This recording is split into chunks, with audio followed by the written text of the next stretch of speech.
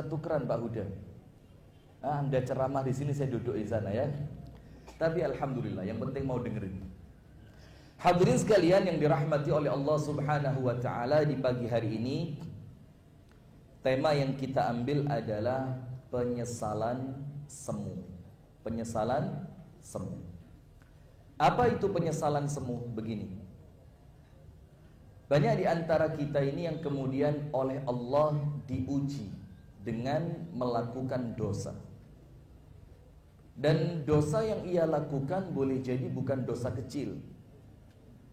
Bahkan sebagian di antara ulama itu mengatakan apa? Ini untuk hati-hati ya. Ini artinya bukan kemudian yang ilmiah, bukan, tapi untuk kita semakin hati-hati. Para ulama mengatakan apa? Tidak ada dosa kecil. Semua dosa itu apa? Besar. Karena bukan dosanya, tapi kepada siapa kita berdosa. Betul apa enggak? Kita kasih contoh. Anda mukul kepalanya orang yang tidak dikenal. Anda pukul dari belakang, powak. Dan mohon maaf ya, ternyata orang itu orang yang tidak dianggap penting. Mukulnya sama, niatannya sama-sama menyakiti, tapi berbeda ketika yang Anda pukul ustadz di depan jamaahnya. Podo-podo ngebui. Coba, mana lebih berat? Mukul orang biasa atau mukul ustadz? Jawab. Belum sarapan. Coba, ini sama-sama mukulnya ini, pak, ngeplak gitu. Tapi yang pertama yang dikeplak orang di pinggir jalan yang nggak ada yang kenal. Atau bahkan mungkin orang yang ya nggak jelas gitu, dikeplak, pak gitu. Dalam keadaan yang lain, Anda sama-sama mukulnya, tapi yang Anda pukul seorang ustadz di atas pengajian di depan jamaahnya. Mukulnya sama, mana yang lebih berat hukumannya? Padahal sama-sama apa? Mukul. Nah, itulah kemudian sebagian analogi yang dibuat oleh para ulama yang mereka mengatakan tidak ada dosa kecil itu. Karena bukan masalah besar atau kecilnya dosa, tapi kepada siapa kita berbuat dosa. Itulah kemudian dikatakan la tanzur ila sigharil ma'asi. Jangan kamu meremehkan dan melihat kecilnya maksiat. Walakin akan tetapi unzur man huwa ta'asihi.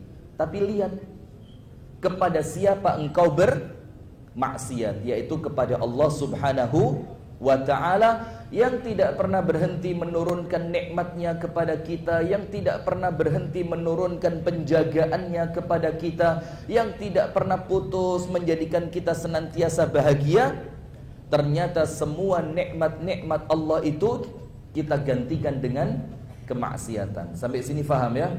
Jadi jangan ngelihat besar atau kecilnya. Nah, kemudian ketika ada di antara kita, dan bisa jadi kita pribadi, bisa jadi kita pribadi yang oleh Allah diuji dengan dosa besar. Na'udzubillah min syarri dzalik, a'azzanallahu wa iyyakum ajma'in. Semoga Allah memuliakan kita semua, amin. Diuji dengan perzinaan, diuji dengan minuman keras, diuji dengan perjudian, bahkan dengan rentetan dosa besar yang lain. Kemudian di suatu saat Allah ilhamkan ke dalam perasaan kok jenuh ya. Jadi perasaannya itu merasa kok hidup gini-gini terus ya. Apa yang terjadi? Akhirnya mulai dia buka-buka YouTube, buka kitab-kitab yang dia punya. Dia mulai deketin teman-teman yang nampak luarnya orangnya baik. Akhirnya mulai muncul keinginan untuk bertaubat kepada Allah. Dan ingat loh ya, sinyal untuk tobat itu kalau nggak ditangkap dia akan lepas. Sinyal yang Allah kasih untuk Anda bertobat, misalkan ketemu teman lama yang sekarang teman lamanya jadi orang soleh, itu sinyal untuk tobat. Atau mungkin kemudian yang sering kita baca di Facebook, tidak sengaja buka Facebook segala macam, tiba-tiba nyantol ke akun dakwah, ada tulisan-tulisan dakwah, itu sinyal untuk tobat. Kalau nggak segera ditangkap dia akan lepas. Nah, Maka dengan itu dia mulai muncul keinginan tobat. Mulai, ya Allah kok pengen tobat ya. Akhirnya tobat. Dia menyesal kepada Allah subhanahu wa ta'ala. Apapun sebab dia bertobat, itu tidak jadi masalah. Yang penting intinya dia tobat. Nah tapi kemudian setelah pertaubatan ini muncul, dia menjadi orang yang taat kepada Allah subhanahu wa ta'ala. Dia menjadi orang yang senantiasa istiqomah datang ke tempat-tempat yang baik. Dia senantiasa mendatangi teman-teman yang baik. Tidak putus sholat 5 waktu di masjid. Tidak putus tangannya dari membaca Al-Quran. Tidak putus matanya untuk senantiasa melihat kebaikan-kebaikan. Sampai di suatu titik Allah menguji dia. Apa ujian? Mudahkan dia menuju pintu kemaksiatan yang sebelumnya dia bertobat darinya. Coba, kisah seperti ini ada apa enggak? Tobat dari narkoba, lama sudah, setahun, 2 tahun, 3 tahun, 5 tahun, bahkan kepikiran narkoba. Di suatu hari ada temennya ngajak gratisan. Dalam keadaan tempat yang sangat aman, tidak ada orang lihat, segala kenikmatan pendukungnya ada. Dalam keadaan dia sudah sebelumnya apa? Tobat. Nah, disinilah ujian Allah itu muncul. Karena disebutkan oleh para ulama, ini tolong diperhatikan dengan baik. Ibu-ibu, yang kosong diisi dulu bu. Jangan kesian panitia ngisi kursi terus di belakang. Ya, jadi dicek di depannya, yang ada kursi kosong diisi dulu. Karena ibu-ibu ini biasanya lungguh itu satu kursi kanan kiri harus kosong. Dia tidak mau di kanannya ada orang, kirinya rotok sumuk. Karena memang ya pengaruh fisik lah ya. Memang itu difahami kok bu. Memang badan itu kalau sudah mulai melebar itu gampang ongkep gitu loh. Tapi ya tidak apa-apa lah daripada kedinginan dia. Jadi tolong yang di depannya masih kosong diisi. Itu kesian panitia bingung karena mau naruh kursi ketutupan mobil sudah. Nah, sudah ibu-ibu sekalian dan hadirin sekalian, bapak-bapak yang dirahmati oleh Allah. Nah, maka sekarang perhatikan. Ada satu ucapan dari para ulama yang ini disarikan dari Al-Quran dan disarikan dari Al-Hadith. Dan ucapan itu berbunyi sebagai ujian untuk orang yang tobat, supaya ketika dia bertobat itu penyesalannya bukan penyesalan semu. Tahu penyesalan semu ya? Tobat sambel. Sekarang tobat lombok ya. Pedes, tidak enak. Bahkan sampai sakit perut, sampai ke toilet tidak berhenti-berhenti, mondar-mandir toilet. Besok penyakitnya sembuh, makan gorengan lagi, lomboknya lagi, cabenya lagi, ya enggak? Maka dibilang tobat apa? Sambel. Ada lagi istilah yang lain, anget-anget apa? Majelis taklim ini ya. Dibatin nih, gak usah disebut ya. Para ulama mengatakan,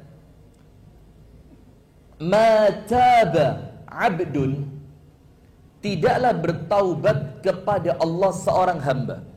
Ini di sini abdun. Abdun itu artinya ya siapa saja. Mau yang tobat orang yang mantan preman, mau yang tobat orang yang mantan koruptor, mau yang tobat orang yang tobat dari perjudian, siapapun dia dari dosa apapun, mataba abdun, tidaklah bertaubat kepada Allah seorang hamba. Mataba abdun lillahi illa, kecuali imtahanallahu sidqa taubatihi bitashilis sabili lidzambi alladzi taba minhu.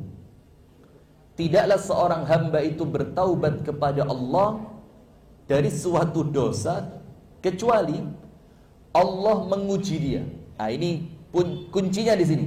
Kecuali Allah akan menguji dia. Apa ujiannya? Allah buka dengan mudah menuju pintu kepada suatu dosa yang dia telah bertobat darinya. Ini ucapannya para ulama. Jadi ketika Anda bertobat dari kemaksiatan, katakan narkoba. Setelah tobat Anda itu berjalan di awal mulus, kan biasa ya, kalau masih awal kan masih apa ya? Enggak enak. Ini ibadah enak, ini sholat nikmat, ini kumpul majelis taklim luar biasa membahagiakan. Tapi lama-kelamaan kan juga muncul futur namanya. Futur itu apa? Futur itu kalau bahasa gampangnya kejenuhan gitu loh ya. Jenuh. Wong masjid iki gak seru. Mek ngene tok. Gak tahu nyetel sound sing banter jeder. Atau imam itu sekali-sekali pakai gaya reggae gitu. Atau muadzin itu sekali-sekali pakai gaya, muadzinnya jangan gaya Mesir Arab terus, sekali-sekali muadzin pakai gaya klub malam gitu loh. Adzannya itu banterno didik kayak musik. Nah, lama-lama kan jenuh. Nah, ketika dia muncul kejenuhan itu, disinilah ujian Allah datang. Apa ujiannya? Litashilis sabili ila dzambil ladzi taba minhu. Allah mudahkan dia ketemu teman, mendapatkan kemaksiatan yang dia telah bertobat sebelumnya darinya. Nah, maka di sini oleh Allah tobat Anda diuji. Kalau Anda katut kembali, Anda kumat kembali, Anda lakukan lagi, itu artinya tobat Anda tidak berdarah-darah. Tapi kemudian Anda sekedar berharap, wong tobat itu mesti enak, mesti mudah.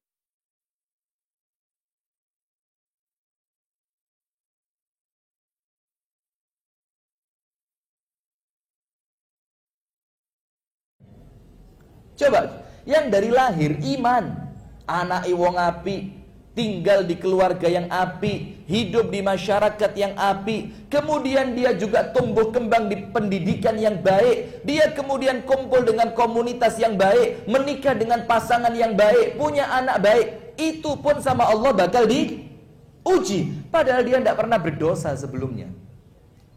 Apalagi orang yang sempat menyakiti Allah dengan kemaksiatannya.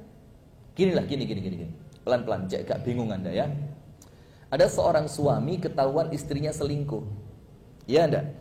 Na'udzubillah. Semoga Allah melindungi kita semua. Amin ya rabbal alamin.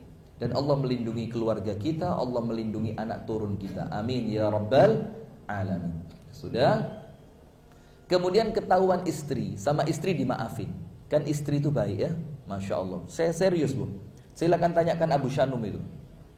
Rata-rata yang jadi korban dalam rumah tangga itu perempuan. Iya, disuruh sabar, disuruh memaafkan, disuruh nerimo, disuruh pengertian. Iya benda? Iya, serius Bu. Silakan tanya itu Abu Shanum itu.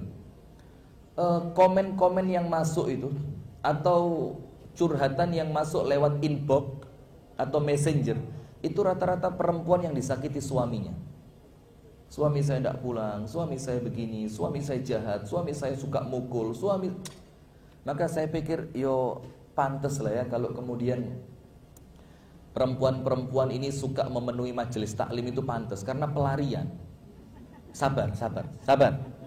Yo saya api pelariannya menuju majelis daripada pelariannya tidak jelas kan? Nah sudah. Maka setelah seorang istri tadi ngelihat suaminya dimaafkan dan suaminya tobat, saya mau tanya, langsung muncul kepercayaan atau tidak? Bu jawab. Oh belum pernah ya? Mudah-mudahan enggak. Na'udzubillah min dzalik. Tapi secara umum kan pasti seorang istri tetap dia perlu mengawasi, dia perlu ngecek. Kepercayaan tidak akan muncul seperti sedia kala sebelum dia ketahuan selingkuh. Betul apa enggak Bu? Itu manusia kepada manusia. Maka tentu istrinya pengen lihat, coba sih suami saya ini bener enggak dia tobatnya, bener enggak dia ini nyeselnya, bener enggak dia ini menyesalnya itu sungguh-sungguh apa tidak. Maka terkadang istri sesekali perlu ngecek. Coba sih dicek, kalau dia jalan sama temennya dia ngapain. Bahkan kadang-kadang istri itu sengaja ngecek, itu suami diajak ke tempat teman-temannya yang dulu. Apa reaksinya suami? Nah, itulah artinya bagaimana ketika seorang manusia ini selesai dia berbuat dosa, kemudian dia bertobat, itu tidak langsung kembali seperti semula. Maka dikatakan oleh ulama, ketika seorang hamba bertaubat kepada Allah, maka hati-hati. ujian pertama tobat Anda, itu Allah ngetes Anda dihadapkan dengan kemaksiatan yang Anda telah bertobat sebelumnya, Anda tinggal atau Anda lakukan. Nah, kemudian berikutnya yang kita perlu tahu, kadang-kadang mohon maaf ya, orang itu kalau sudah tobat itu rodok ngalem. Terus jujur aja lah. Rodok apa?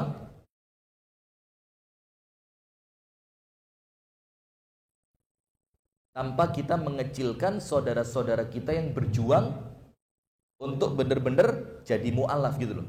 Tapi yo ono ai yang kemudian ngalem. Oh, kalau saya tidak dibantu, saya mau murtad kembali. Lah, ini urusanku apa urusanmu? Kita jadi mikir, ini ketika kamu murtad itu yang masuk neraka kamu apa saya? Walaupun tetap kita harus tanggung jawab. Kita harus mengentaskan dia dari kekufurannya. Kita harus membantu dia dengan segala problematikanya. Kita harus dengan sukarela memberikan semua yang kita mampu untuk menjaga keimanannya dia. Tapi kan ya tidak mungkin kalau kita 24 jam suruh ngenakin dia terus. Lawang rumah tangga kita kadang-kadang juga perlu dirawat. Kerjaan kita kadang-kadang juga perlu diperhatikan. Kadang-kadang apa yang kita... Nah itu loh, jadi jangan kemudian setelah tobat itu ngalem. Ngalemnya bagaimana? Saya ini tobat ya akhi, tolong saya diperhatikan. Dia mau dikasih Alphard gitu loh. Lagi ini mulai cilik mukmin gak duwe Alphard kok. Iki ke tobat wingi sore njaluk Alphard atau wis ele-elean Velfire lah. Ngawur ele-elean. Wapi iki. Nah, maka dengan itu kadang-kadang ada orang itu kalau tobat, setelah tobat ngalem. Ngalemnya apa? Ya ndak apa-apa, cuma yang mbok ngaca diri. Gini loh. Gambaran-gambaran ketika dia bertobat itu kepinginnya apa? Kemudahan dari Allah. Betul apa enggak? Dan Allah kasih kemudahan enggak? Allah kasih insya Allah. Gambarannya apa? Langsung ketika ibadah itu bisa nangis. Insya Allah di awal-awal mesti bisa. Karena masih besar ketika dia melakukan kemaksiatan. Habis tobat, langsung teman-temannya semua disuruh percaya sama dia. Langsung disuruh jadi bendahara masjid. Lu, bendahara lu ini, sing megang apa? Dia harapannya begitu. Padahal ini satu hal yang perlu difahami oleh orang yang telah bertobat. Apa itu? Allah kasih kesempatan Anda tobat. Itu sudah nikmat yang luar biasa, jangan nuntut berlebihan. Saya ulang ya. Anda itu dan kita ini, saya juga sama. Allah kasih kesempatan kita bisa mengucapkan astaghfirullah wa atubu ilaih. Itu sudah nikmat yang luar biasa, yang jangan nuntut nikmat-nikmat lain setelahnya. Wes api Anda sama Allah dikasih kesempatan tobat. Jangan lagi kemudian minta, ya Allah saya mau, oh ini saya kalau tobat gini kan, saya harus dikasih kemudahan ya Allah. Toko harus langsung lancar, istri harus langsung taat, anak-anak harus langsung berbakti sama saya. Tidak bisa. Anda yakini dulu, ya Allah, alhamdulillah ya Allah, Engkau beri kepada hamba kesempatan untuk tobat. Sehingga ini menunjukkan penyesalan dia ketika dia kemarin melakukan kemaksiatan dan sekarang melakukan ketaatan. Itu penyesalannya beneran. Sekarang begini, ada orang tangannya kebakar, kobong, gara-gara main apa? Yang kalau mau lebaran itu petasan, boom, tangannya terbakar. Bahkan sama Allah dikasih tanda cinta supaya dia tidak balik, supaya dia tidak mengulangi kesalahannya. Salah satu di antara ruas jarinya itu apa? Putus. Ini kan setiap dia lihat nanti dia ingat, oh ini berarti saya tidak boleh mengulangi lagi. Nanti dia pengen dilihat jarinya, oh saya tidak boleh mengulangi lagi. Dia kira-kira saat itu ketika jarinya terputus, dia nyesel enggak? Bu, nyesel apa enggak? Nyesel kan? Kenapa? Ini jari bisa enggak disambung? Iso nggih cor-coran yo elek dadine. Ya mosok dicor atau disambung pakai apa? Operasi plastik. Enggak akan sempurna. Tapi kemudian hadirin sekalian, Ketika dia menyesal seperti itu, dan dia mikir sama Allah dikasih satu tanda di tangannya, maka penyesalan itu menunjukkan bahwa apa yang dia lakukan sebelumnya salah atau benar. Salah atau benar. Nah, maka keyakinan perbuatan yang aku lakukan ini salah, ini cukup menjadikan Anda tidak boleh ngulangi kemaksiatan itu. Nah, lah kok kemudian nyesel, Anda tobat, Anda merasa salah, perasaan yang Anda lakukan sebelumnya itu kesalahan, itu sudah muncul. Lah kok moro-moro dibaleni. Ini tobatnya tidak beneran ini. Ini penyesalannya penyesalan apa? Semu. Nah, maka dengan itu silakan perhatikan. Yang pertama, Anda cek surat Al-Baqarah ayat 54. Supaya Anda ngerti bahwasannya tobat kita sekarang ini tidak usah muluk-muluk minta kemudahan yang macam-macam. Iso tobat iku wis apik. Jangan ngalem mari tobat minta ini minta itu. Wis salah, iso tobat iku wis apik. Perhatikan. Ucapannya Nabi Musa alaihi salam kepada Bani Israel. Nabi Musa mengatakan, "A'udzubillahi minasyaitonir rajim. Wa idz qala Musa liqaumihi ya qaumi innakum zalamtum anfusakum bittikhadhikumul ijla." Wahai kaumku, sesungguhnya kalian telah melakukan apa? Kezaliman terhadap diri kalian sendiri. Dengan apa? Dengan kalian menjadikan al-ijl, anak sapi, sebagai Tuhan kalian. Ingat ceritanya ya. Jadi Nabi Musa pergi meninggalkan kaumnya selama 40 hari. Kemudian ketika Nabi Musa balik, kaumnya menyembah apa? Nah ini Masya Allah kan jadi lucu ya. Kalau binatang yang bisa kena penyakit mulut dan kuku dijadikan Tuhan. Ya apa? Kemarin kakak saya yang dokter itu kena bisul di lututnya. Wabuh gede, gak iso nyetir, gak iso melaku, gak iso obah. Dek dengkul. Saya komen di grup, ini bisul gak tahu diri. Kok tidak takut dia nyerang dokter itu loh, apa gak wedi disuntik ini. Nah, sama seperti ini kira-kira ya. Nah, sudah ini ada binatang yang sakit itu loh, tidak bisa ngobati dirinya sendiri. Tidak bisa menyelamatkan dia dari penyakit. Lah kok dijadikan apa? Tuhan. Nah, sekarang begini, Nabi Musa mengatakan, wahai kaumku, kalian telah zalim terhadap diri kalian sendiri dengan kalian menjadikan al-ijla sebagai Tuhan. Terus Nabi Musa bilang apa? Fatubu ila bari'ikum. Maka sekarang mumpung masih ada kesempatan. Bagaimana kesempatannya? Ayo segera apa? Tobat. Nah kita sama bu. Ini sekarang kesempatan bukan? Coba. Yang tadi malam habis bermaksiat, yang bulan lalu bermaksiat, yang bahkan bekas-bekas kemaksiatan itu masih nempel di tubuh kita. Coba. Ini sekarang kita mendengarkan ceramah semacam ini, kita dikumpulkan di tempat seperti ini kesempatan atau bukan? Saya mau tanya, kira-kira nanti siang kesempatan itu pasti masih ada atau bisa jadi sudah lewat kesempatannya? Insya Allah kok enak. Coba, kesempatan ini sekarang yang Allah dudukkan kita di majelis ini seperti sinyal yang Allah bilang, ayo sekarang. Urusan nanti terulang lagi, itu sudah jangan dipikir dulu. Yang penting sekarang istiqomah, fokus, ikhlas, serius, tobat. Maka Nabi Musa mengatakan kepada kaumnya apa? Sekarang, fatubu, sekarang tobat dulu.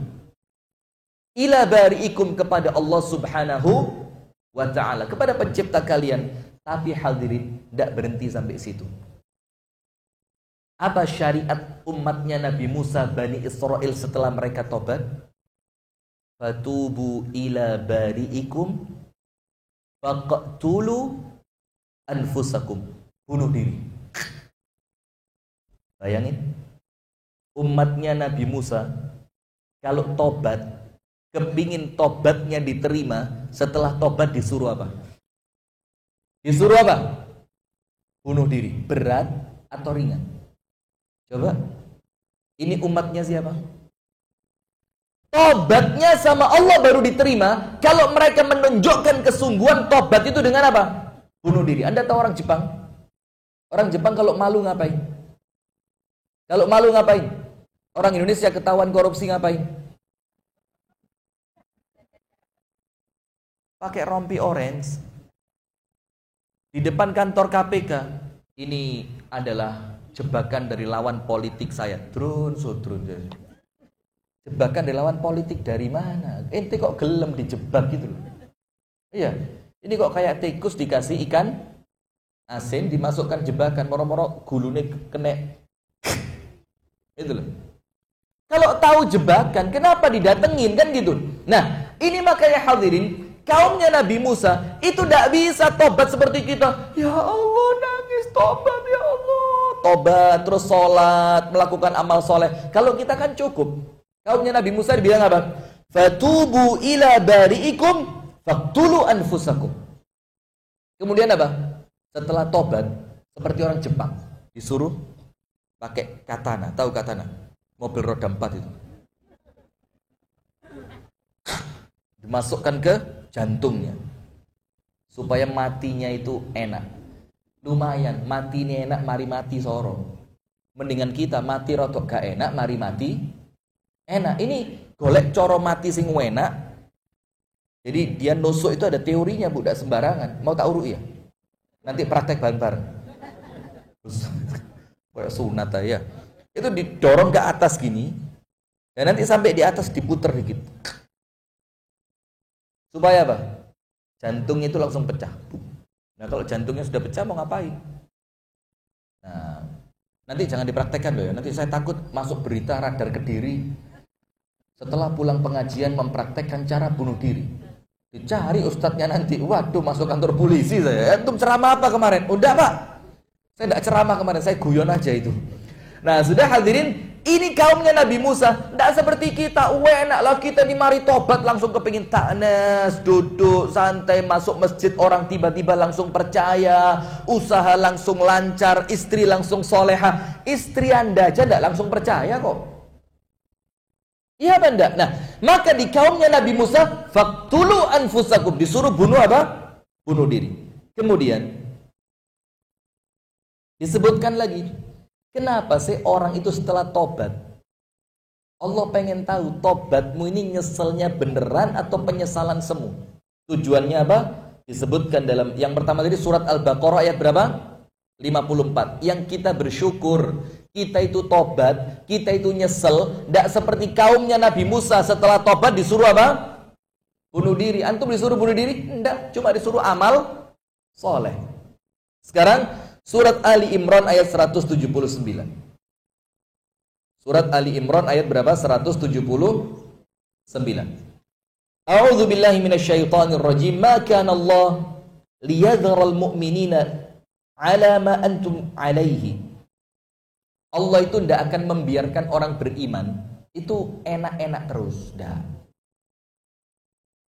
Orang beriman itu pasti diuji atau tidak? Ujian kadang-kadang datang dari siapa? Datang dari orang lain. Dan tidak jarang datang dari keluarga kita sendiri. Ada seorang nabi diuji dengan istrinya. Ada seorang nabi diuji dengan anaknya. Ada seorang nabi diuji dengan kaumnya. Dan kita pun sama, bisa jadi ujian lewat susahnya ekonomi. Maka ya sing sabar. Kenapa? Dulu Anda terlalu nikmat ketika bermaksiat. Masa sekarang ketika tobat diuji sedikit ngalem? Ngerti? Dulu waktu maksiat coba, narkoba tiap malam. Gue mabok nih. Bro, macem-macem lu tonjok bro.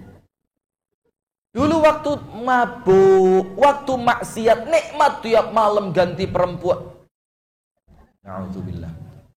Tiap malam ganti, bro, barang baru bro, keren. Iya baru di sini, lawas di sana. Iya enggak? Dulu nikmat luar biasa, mabuk, narkoba, jalan-jalan sama perempuan, karaoke nyanyi, linting daun. Enggak tahu. Nah kurang gaul lah, dolanmu kurang adoh. Overdosis. Tahu enggak lagunya itu kan? Nah sudah nyanyi begitu, seneng-seneng. Sekarang setelah tobat, dulu waktu seneng dia enggak mikir susah. Sekarang setelah tobat sama Allah diuji sedikit dengan susah. Susahnya apa? Orang enggak seberapa percaya dengan dia. Yo yang sabar. Usaha jatuh bangun, yo yang sabar. Ini gantinya dulu waktu maksiat kamu terlalu nikmat. Loh, orang beriman kalau gak tahu nikmatnya sabar kok. Loh, mosok yang pasca maksiat, yang pasca berdosa besar, yang pasca dia melakukan kedurhakaan kepada Allah, tiba-tiba ngalem jalur di enak-enak. Coba dari mana ini? Maka Allah pengen lihat penyesalanmu itu benar atau semu. Nah, maka Allah katakan dalam Al-Quran, dalam surat Ali Imran 179, "Maka Allah liyadharal mu'minina ala ma antum alaih." Allah tidak akan biarkan orang-orang beriman itu enak-enakan terus. Berarti apa ya Allah? Terkadang ada yang sama Allah dikasih ujian, usahanya bangkrut, maka dia harus banyak-banyak tirakat. Allah uji dia mungkin dengan rumah tangga anaknya yang kemudian rumah tangganya kurang harmonis.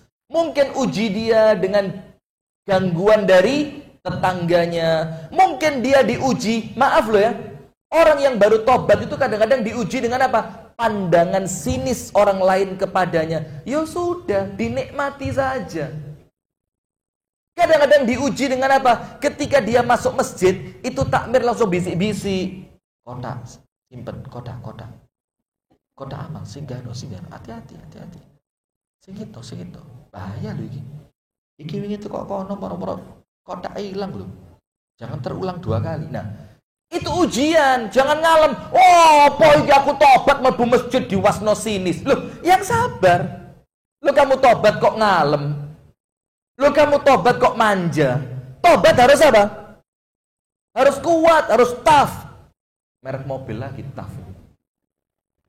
Harus kuat gitu loh. Nah, sudah. Kemudian Allah bilang apa? Allah tidak akan biarkan kamu seperti itu terus. Tapi bagaimana? Hatta yamizal khabitha minat tayyib. Datangnya ujian dalam keadaan setelah kita bertobat, itu tujuannya apa? Untuk Allah ngayak itu apa? Ngayak itu apa? Nyaring. Untuk Allah nyaring. Allah pengen lihat mana orang-orang yang betul-betul jujur dengan tobatnya. Mana orang yang benar-benar menyesal dengan kemaksiatannya. Mana orang yang benar-benar kepingin jauh dari keburukannya. Dan mana orang-orang yang tobatnya itu semu. Mana orang-orang yang tobatnya itu cuma main-main. Mana orang-orang yang penyesalannya itu penyesalan yang tidak sungguh-sungguh. Maka dengan itu sama Allah dikasih ujian. Ujiannya apa? Kadang-kadang dilihat sinis sama orang lain. Ya sudah. Kadang-kadang tidak dipercaya sama orang lain. Loh, ya sudah, kita harus tahu diri. Betul apa enggak? Nah, maka datangnya ujian setelah tobat, itu kemungkinannya 2. Kemungkinannya berapa?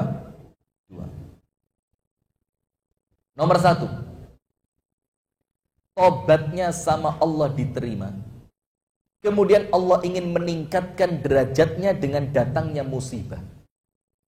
Jadi jangan curhat sama Ustadz, aku kita balik nakal mana wis Ustadz ya. Lu wis tobat juga lo Ustadz, ya Allah, kepingin jadi takmir masjid, kepingin jadi ketua takmir, dicoret jenengku Ustadz. Tobatnya kapan? 24 jam yang lalu Ustadz. 24 jam yang lalu, iya. Terus sekarang kepingin jadi apa? Ketua takmir Ustadz, kan yo harus totalitas Ustadz. Kemarin maksiat totalitas, mosok sekarang tobat gak boleh jadi ketua takmir. Waduh, ini tidak bener ini. Kalau masjidnya Mustaqim sih lumayan ya. Kalau masjidnya Darussalam Kasembon susah. Leksinya panjang. Maaf loh, takmir Mustaqim ya. Mustaqim ini Masya Allah ya. Mustaqim ini takmir masjid yang paling aktif. Luar biasa Masya Allah. Aktif pergantian ketua. Aktif Masya Allah. Jadi ketua itu Masya Allah. Rollingannya itu bagus. Gak sempet ngawur digenti. Gak sempat korupsi wes di. Ini bagus, ini perlu dicontoh masjid-masjid yang lain ini ya. Jadi saya apresiasi buat takmir Masjid Mustaqim. Nah, berikutnya apa? Kemungkinan yang pertama datangnya ujian setelah tobat itu karena apa ibu-ibu? Karena Allah terima tobatnya. Tapi setelah tobat itu diterima, Allah merasa tidak cukup kamu cuma tobat. Derajatmu perlu diangkat. Dan musibah yang datang itu, Bu, musibah yang datang itu, Anda tahu enggak? Musibah yang datang itu bukan hanya menghapuskan dosa, Tapi musibah yang datang itu bisa meninggikan derajat. Contoh, para nabi dapat musibah enggak? Musibahnya para nabi itu berupa ujian. Betul apa enggak? Saya mau tanya, nabi itu punya dosa apa enggak? Ibu-ibu, nabi punya dosa apa enggak? Enggak punya dosa. Tapi kenapa justru yang paling tidak berdosa ujiannya yang paling berat? Sampai Rasulullah katakan, inna asyaddan nasi bala'an al-anbiya. Orang yang paling berat ujiannya di dunia ini adalah para nabi.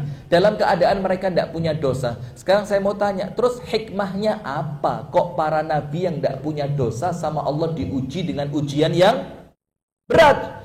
Supaya nanti pantas menduduki surga yang paling tinggi. Nah, maka Anda setelah tobat ya begitu. Jangan Anda merasa, yo, apa sih tobat kok ngini? Tunggu dulu. Tobatmu diterima, insya Allah. Husnudzon, baik sangka kepada Allah. Tapi Allah ingin menjadikan derajatmu itu melampaui orang-orang yang tidak pernah maksiat. Bagaimana caranya? Kamu pernah maksiat, mereka tidak pernah maksiat, mereka terus di masjid. Supaya derajatmu bisa sama seperti mereka, Allah kasih fasilitas. Fasilitasnya apa? Ujian. Istri yang tidak setaat dulu, ya pantas. Anak-anak yang tidak terlalu respect dengan bapaknya gara-gara bapaknya pernah ketahuan jahat, ya pantas. Tidak usah kecil hati. Boleh jadi dengan ujian itu Allah Ta'ala akan menjadikan derajat antum bisa mengungguli orang-orang yang tidak pernah maksiat. Nah, maka kemungkinan pertama, datangnya ujian setelah tobat itu bukan karena tobatnya tidak diterima, tapi karena apa?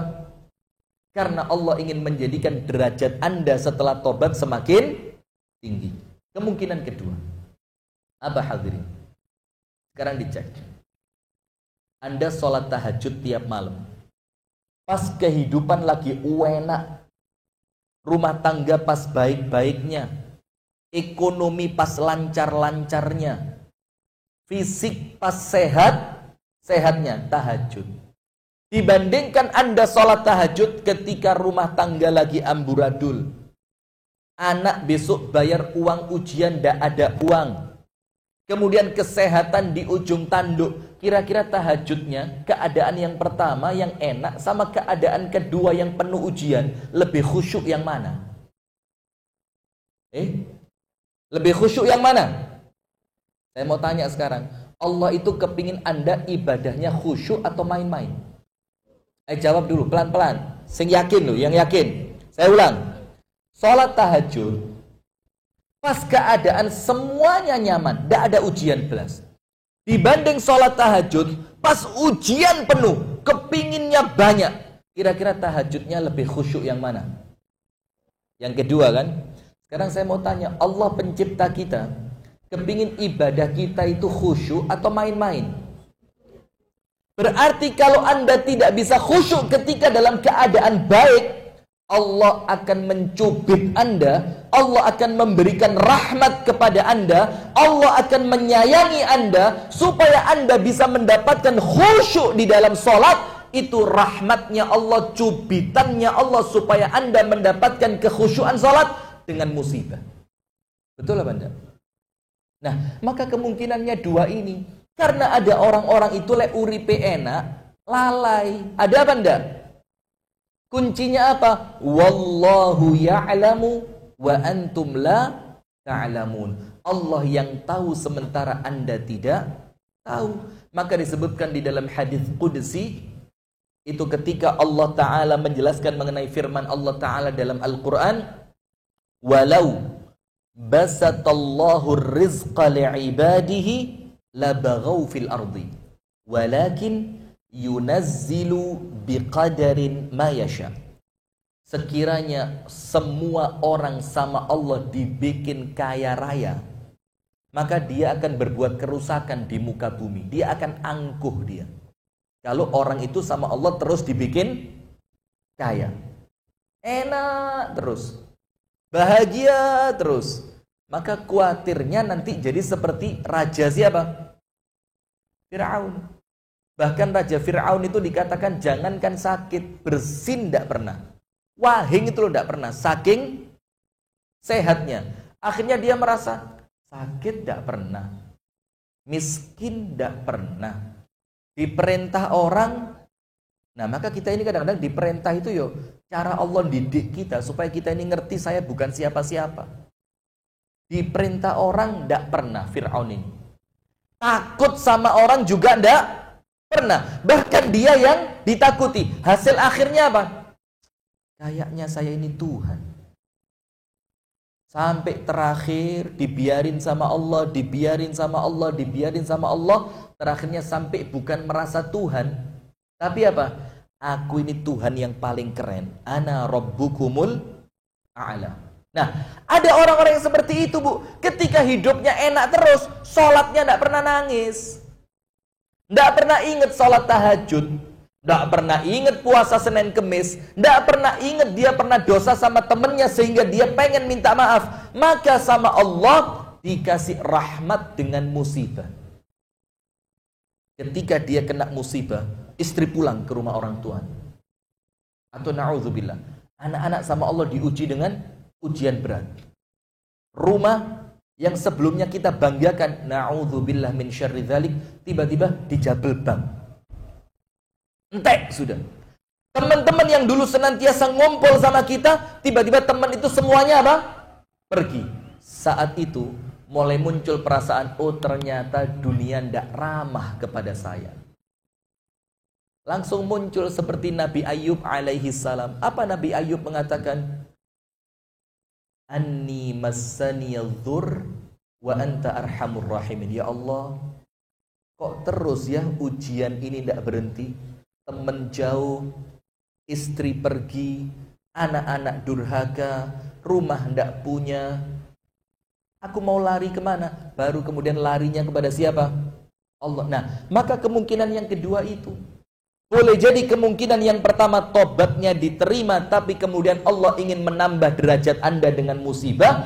Atau kemungkinan yang kedua, Allah lihat bahwa kalau Anda tidak dikasih musibah, kalau Anda dienakin terus, Allah kesian kalau nanti Anda kembali melakukan maksiat. Maka sama Allah pintu-pintu untuk Anda melakukan kemaksiatan itu ditutup.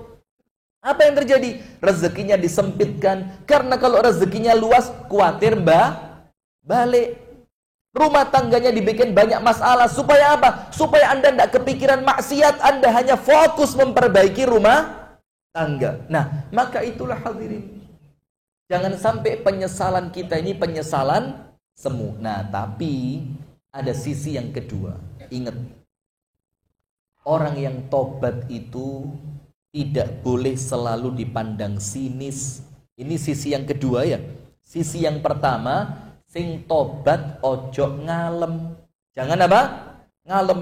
Kepingin langsung dicintai, kepingin langsung dipercaya, kepingin langsung mendapatkan kemudahan. Tunggu dulu, belum tentu. Tapi di sisi yang lain ingat, kita yang melihat orang tobat, jangan terlalu mengedepankan suudzon. Jangan seakan-akan tidak memberikan kesempatan kepada orang yang tobat. Memang benar kesalahannya besar, iya kita tahu. Memang benar kesalahan dia terulang, iya kami tahu kesalahannya dia terulang. Loh, memang benar yang disakiti orang banyak, iya kami tahu yang kamu sakiti itu orang banyak. Tapi begini, bisa tidak kemudian orang yang tobat itu betul-betul taubatan nasuha? Bisa apa enggak? Yang kemudian kalau kita mencelakai dia dengan mata kita, maksudnya apa? Ono wong tobat terus mlebu masjid, kita celakai dia dengan pandangan sinis. Bisa jadi pandangan sinis kita itu menjadikan dia kembali pada kemaksiatannya. Mau tahu dalilnya? Begini. Ada seorang laki-laki di zaman Rasulullah Sallallahu Alaihi Wasallam. Ini sering kita sampaikan, dan ini bukan untuk orang yang tobat untuk gampang no tobat tuh ya. Hati-hati, jangan salah paham. Saya ulang, ini bukan untuk supaya orang yang tobat itu merasa gampang no tobat, bukan. Tapi apa? untuk orang yang melihat orang lain yang selesai dari tobat. Begini, seorang laki-laki di zaman Rasulullah Shallallahu Alaihi Wasallam melakukan kemaksiatan. Kemaksiatannya apa? Minum khamr. Dan Anda kan tidak tahu bagaimana beratnya dia meninggalkan khamr itu kan.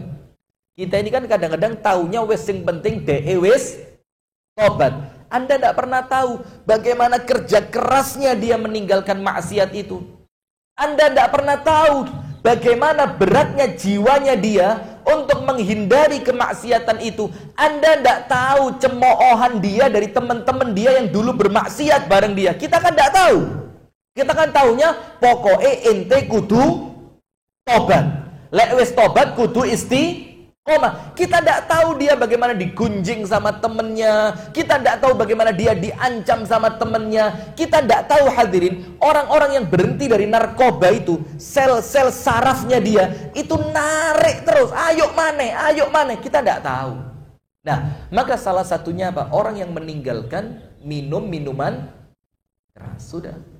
Di zaman Rasulullah ada seorang sahabat ketangkep ceret.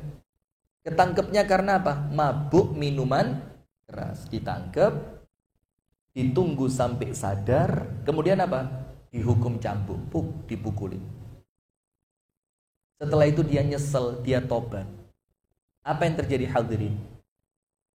Selang berapa waktu, kumat. Dia mabuk lagi.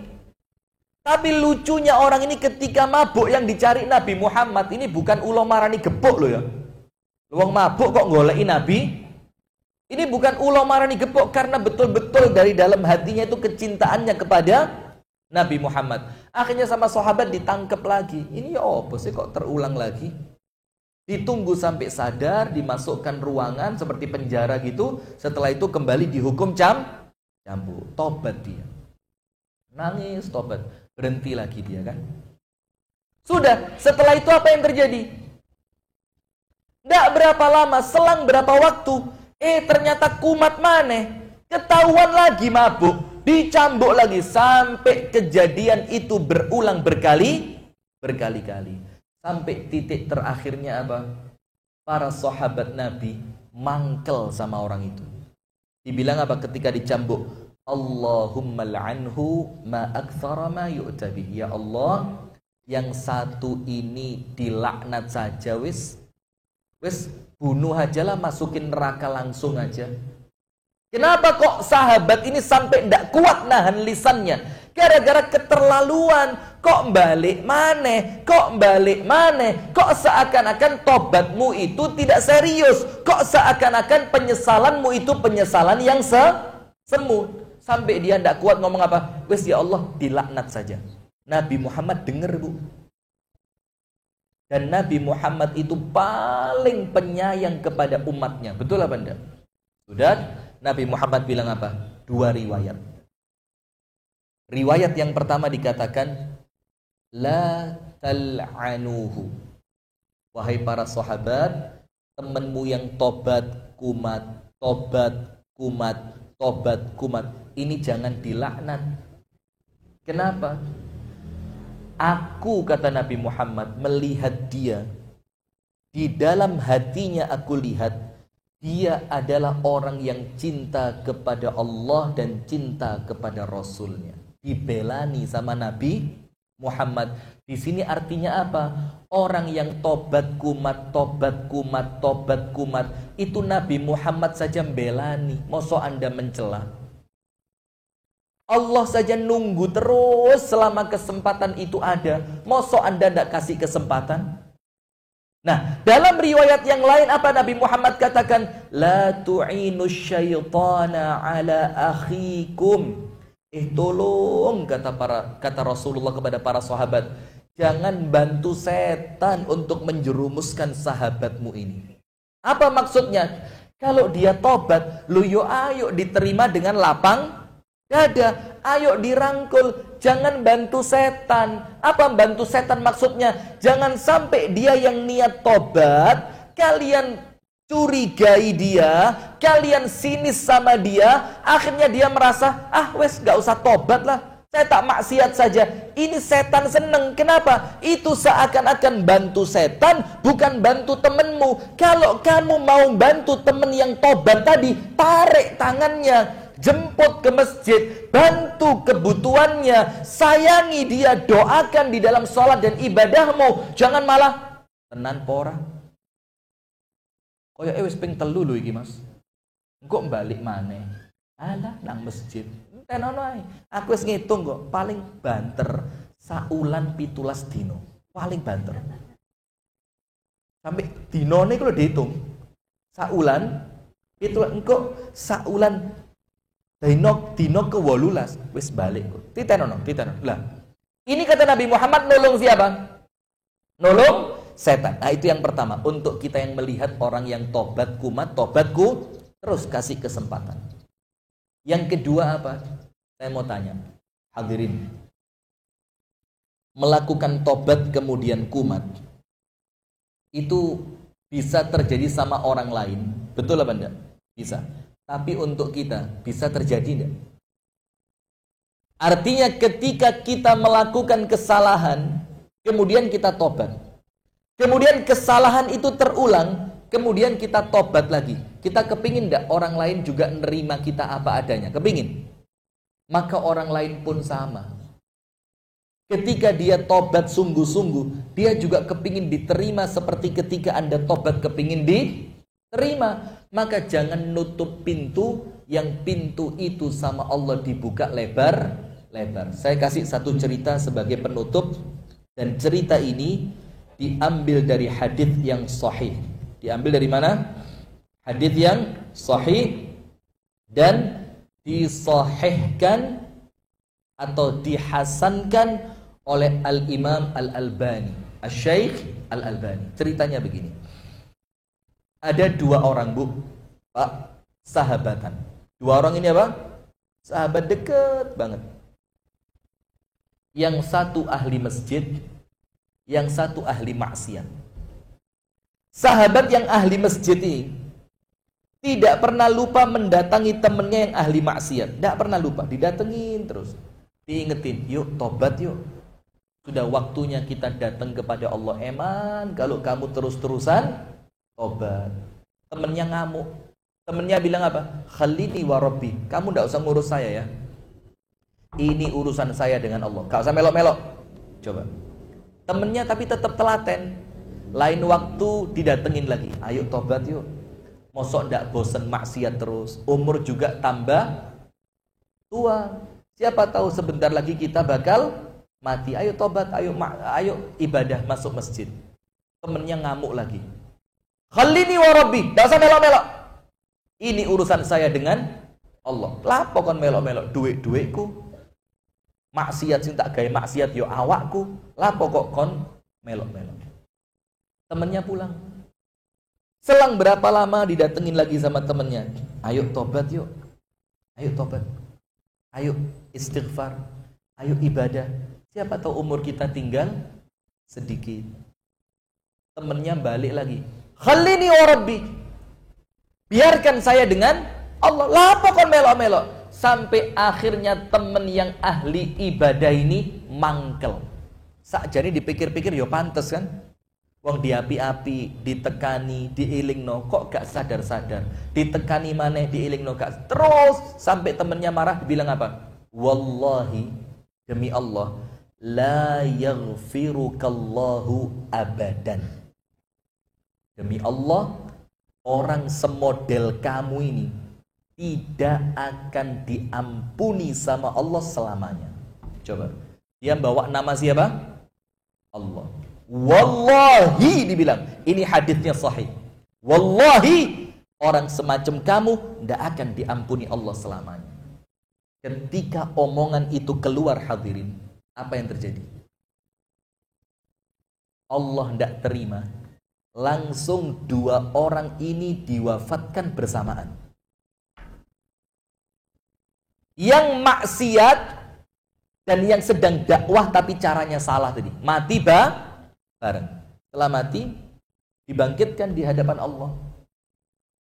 Terus Allah tanya, man dzalladzi yata'ala alai? bi an la aghfira ahadan min ummati. Siapa tadi yang barusan saja ngomong sumpah pakai namaku bahwa aku tidak akan mengampuni seseorang? Siapa? Allah tanya. Terus yang ahli ibadah angkat tangan, saya ya Allah. Terus sama Allah ditanya, kok berani kamu bersumpah pakai namaku bahwa aku tidak akan mengampuni seseorang, padahal ampunan itu adalah milikku yang paling besar, kata Allah. Terus dia bilang, ya Allah, tak ingetin sekali, ngotot. Tak ingetin 2 kali, nyolot. Tak ingetin 3 kali, nyokot. Marah saya, ya Allah, saya ngajak baik-baik. Dia dalam keadaan dosa besar, lah kok gak gelem dijak tobat. Maka saya bilang, ya sudah, kalau seperti ini Allah selamanya tidak akan mengampuni kamu demi Allah. Allah bilang, enggak, kamu salah. Apa yang terjadi akhirnya? Sebelum ahli ibadah yang sombong tadi dimasukkan ke neraka, Allah bikin dia ngerti. Allah panggil malaikat, ayo malaikat kumpul dulu semua di sini. Lihat itu yang mati dalam keadaan maksiat tadi. Lihat itu dia, kata Allah. Apa yang terjadi? Demi Allah, kata Allah, bi'izzati, dengan kemuliaanku, wa jalali, dan dengan keagunganku, semua malaikat, kata Allah, aku perintahkan jadi saksi, aku ampuni dia dengan luasnya ampunanku.